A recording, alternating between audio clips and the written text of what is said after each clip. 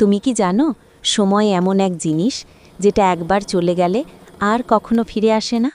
অর্ণব এই কথাটা বুঝেছিল, কিন্তু তখন অনেক দেরি হয়ে গেছে।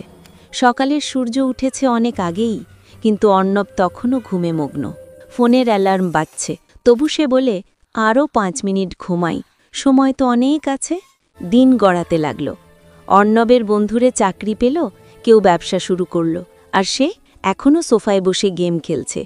সে বুঝল না, সময় কাউকে অপেক্ষা করে না। একদিন মা এসে বলল, বাবা, সবাই কিছু না কিছু করছে, তুই কবে শুরু করবি? অর্ণব কিছু বলল না, শুধু জানালার বাইরে তাকিয়ে রইল। তার মনে প্রথমবার ভয় কাজ করল, হয়তো সময় সত্যিই শেষ হয়ে যাচ্ছে। 3 বছর পরে অর্ণব দেখল, যাদের সঙ্গে একসময় হাসত খেলত, তারা এখন সফল জীবনে ব্যস্ত। কেউ চাকরিতে, কেউ ব্যবসায়, কেউ বিদেশে চলে গেছে, আর সে দাঁড়িয়ে আছে একই জায়গায়। যে সময়কে সে অবহেলা করেছিল, আজ সেই সময়ই তার সবচেয়ে বড় শত্রু। রাতের নীরবতায় সে ভাবে, আমি এত সময় নষ্ট করলাম কেন? চোখের সামনে ভেসে ওঠে অতীতের প্রতিটি ভুল, কিন্তু জীবন থেমে থাকে না।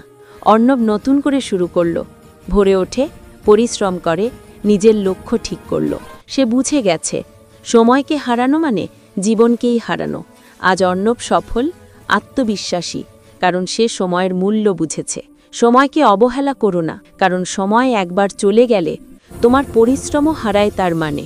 সময়কে মূল্য দাও, সময়ই তোমার ভাগ্য গড়ে।